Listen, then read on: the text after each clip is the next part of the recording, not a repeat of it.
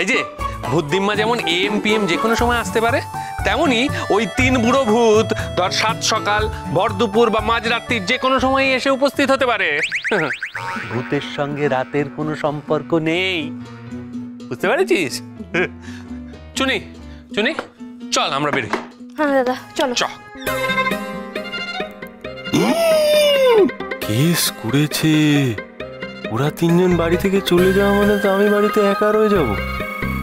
এই 3 জন বুড়ো ধুতি পরা ভূত এসে যদি আবার ক্যাজরা করে তখন আমি কি করব? ওরে বাবা, আগের বার সিং গজিয়ে দিয়েছে, কে জানে, ভগবান জানে এবার কোথায় কি গজিয়ে দেবে। দাঁড়া। আরে দূর বাবা, আবার কি হলো? দিলি তো, শুভ কাজে যাচ্ছিলাম পিছুটাকে দিলি। আমি বলছিলাম চয়নিকা দেবী আর বৌদি এরা তো মহিলা, ইদানিং তুইও যা ভেতর ডিম হয়েছিস, তাতে তোদের সকলকে একা আমি কি করে ছেড়ে দিই বলতো? আমার তো একটা দায়িত্ব, কর্তব্য, জ্ঞান এগুলো তো আছে নাকি? হ্যাঁ তা অবশ্য ঠিক, কিন্তু নির্ভীক বাবু আমরা সবাই মিলে একা কি করে হলাম? হ্যাঁ ভাই, এটা তুমি কি বললে গো? চুনিজা তো একদম ঠিক কথা বলেছে। বৌদি আসলে তুমি বুঝতে পারছো না, আমি তোমায় বুঝিয়ে বলছি। দেখো আমরা তো 4 জন রয়েছি, তোমরা 3 জন রয়েছো, কিন্তু প্রত্যেকেই একা। শোন, অনেক ধপবাজি করেছিস, সত্যি কথাটা এবার স্বীকার কর না। কি ভয় পাচ্ছিস তো? কেন ভয়? হ্যাঁ ভয় পাচ্ছিস তো? ওই 3 ভূত যদি এসে হাজির হয় তোর উপর এসে হামলা করে, সেই ভয়তে যেতে চাইছিস? আমি ভয় পাই না বাবা, আমি ভয় পাই কিছু পাচ্ছি না। পাচ্ছ? আমি তো এটাই বলতে চাইছি, একই যাত্রায় পৃথক ফল কেন হবে? যাচ্ছি যখন সবাই মিলে একসাথেই যাব। ঠিক আছে আমরা সবাই একসাথেই যাবো, কিন্তু এখন আমাদের আগে ভাবতে হবে কি করে আমরা ছবিটা তাড়াতাড়ি বাঁধিয়ে নিয়ে বাড়ি আসবো। কারণ দেখো দাদা, ভূতেরা যখন বলে গেছে তখন ওরা একদিন পরেই আসবে, কারণ ভূতেদের আর কিছু থাকুক চাই না থাকুক ওদের কথার দাম কিন্তু হেভি।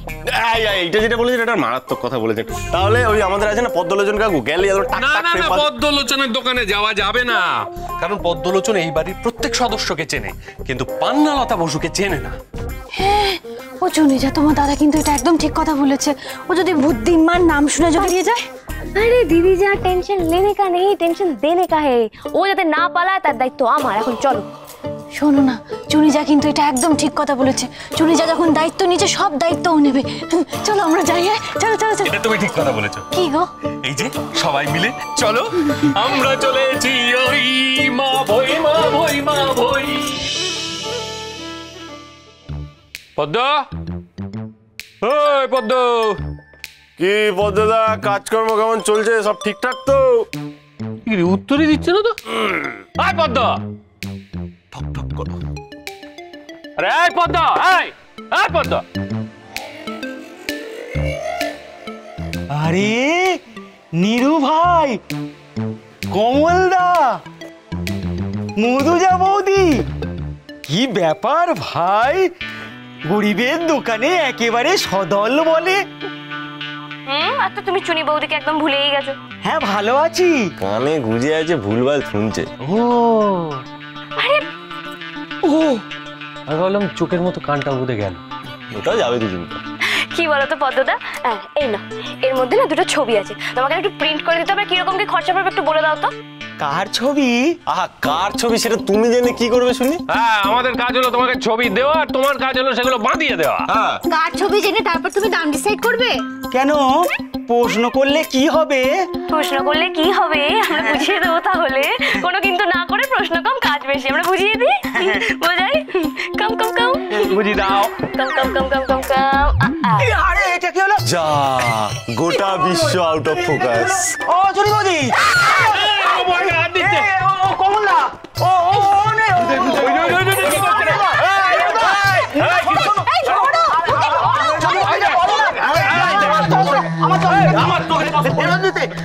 শোনো না, ও কমলদা, চশমা ছাড়া আমি কিছু দেখতে পাই না, তোমরা কি বোঝো না?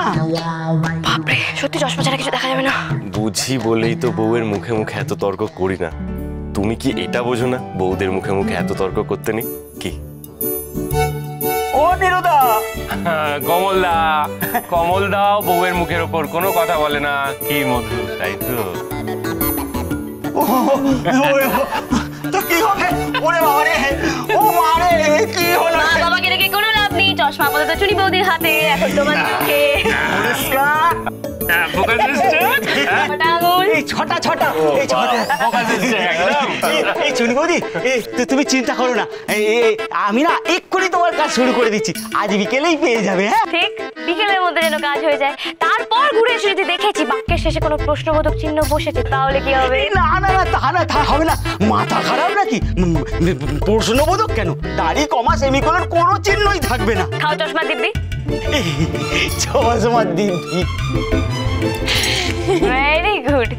বিকেলের মধ্যে ডেলিভারি দিয়ে দেবে বাঘ বাঘ। তুমি তোমার কাজে লেগে পড়ো, আমি তাহলে আমার বাড়ি থেকে যাই। চশমাটা ভালো করে আসুন আসুন। চল বাই পদ্মদা। হ্যাঁ টাটা টাটা বলি গতকাল থেকে যে বাড়ির টিভিটা খারাপ হয়ে পড়ে রয়েছে তাতে কারুর কোনো ভ্রুক্ষেপ নেই। হ্যাঁ রে, তুই তো সারাদিন বাড়িতে ছিলি, একটা মিস্ত্রি টিস্ত্রি ডাকে টিভিটা সারাতে পারলি না? তুই কি রাস্তায় থাকিস? রাস্তায় থাকতে যাবো কেন? একটা লোক ডেকে তুইও তো সারিয়ে নিতে পারতিস। নয় ছক্কা একেবারে এক পায়ে গিয়ে এসে সোজা তুলে দিয়েছিল মাথার উপর নিদন্ডে সুন্দর একটা ছক্কা। বাংলার আরো 6 রান বাড়লো। আরে যে হরিপদ বলে প্লেয়ারটা না একদম গগনে গগনে ছয়ের পর মানে গগনে ছয়ের পর তোমার হরিপদ কি প্লেয়ার না ব্যান্ডওয়ালা? এমনি কি করে?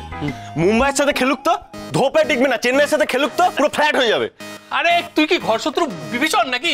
কেন চ্যাম্পিয়ন হতে পারবে না বাংলা? এইবারে বাংলা জিতবে। পেয়েছি। বাপরে বাবা আমি সারা বাড়ি খুঁজে আসছি এটা এখানে। কাকে খুঁজছিস? নিরুকে? না রেডিওটা কি? তোমার রেডিও নিয়ে কি করছো শুনি? এটা জিতলে বাংলা সেমিফাইনালে চলে যাবে। বাংলার এবারে জেতা কেউ আটকাতে পারবে না।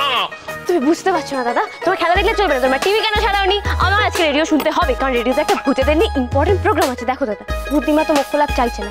এখন রেডিওতে এমন একটা ইম্পর্টেন্ট আলোচনা হবে যেখান থেকে আমি কোনো উপায় পেতে পারি যে 3 বুড়ো ভূতকে কি করে আটকাবো। তো আমাকে শুনতে হবে। না না না খেলা শুনতে হবে, খেলা শুনতে হবে। আরে সেমরি আমি ঘরে আছি জলজান্ত ভূত একখান ওনার আবার রেডিওর ভিতরে ভূতের প্রোগ্রাম শোনান লাগে। আরে যা করার আমি করু মনে। রেডিও রেডিও রেডিও আমাকে রেডিও হলিতে এক্ষুনি একটা প্রোগ্রাম শুনতে হবে। রান্না বান্না শেখাবো। রান্না বান্না কিচ্ছু শেখা হবে না, আজকে শুধু খেলা শেখা হবে। আজকাল কেউ খেলা শোনে না। হ্যাঁ, যখন মানুষ খেলা দেখতে যায় তখন দেখতে গিয়ে মাঠে ঘুমিয়ে পড়ে। এই আপনি ক্রিকেট প্রেমীদের ইনসাল্ট করছেন। এই বাবা চুনি, তুই আমার গায়ে পা দিলি?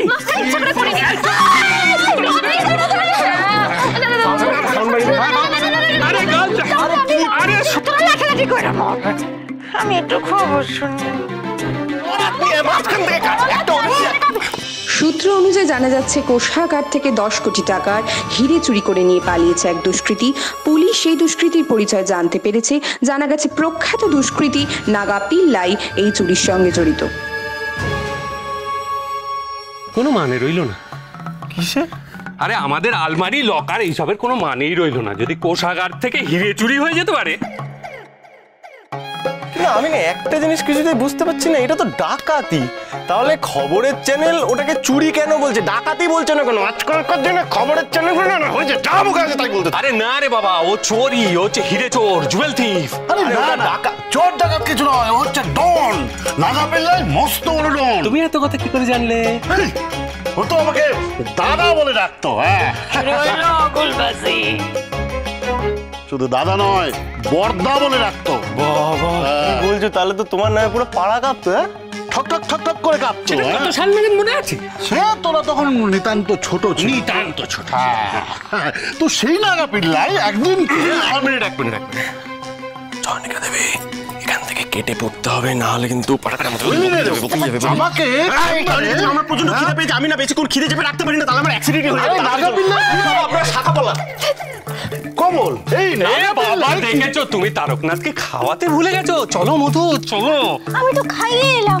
আরে ফলের রসটা, ফলের রস। চোখে কি হচ্ছে? অমন করছো কেন? এই নাগা পিল্লাই একদিনকে আমাকে চেম্বারে না পেয়ে কমল চলে গেল। হ্যাঁ বাবা, ওই নাগা পিল্লাই একদিনকে আমাকে চেম্বারে না পেয়ে সরাসরি আমাদের বাড়িতে এসে উপস্থিত, বুঝলে? তো আমি তো 2 কেজি খাসির মাংস অর্ডার দিয়েছি, আর এদিকে বউ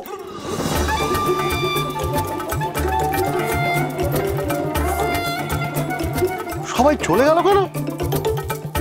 আচ্ছা এই গুল মারাটা একটু বেশি হয়ে গেল না? আমি এই গুল আর জল কিছুতেই কন্ট্রোল করতে পারি না। তোমার তো কোনো কিছুর উপরে কোনো কন্ট্রোল থাকে না।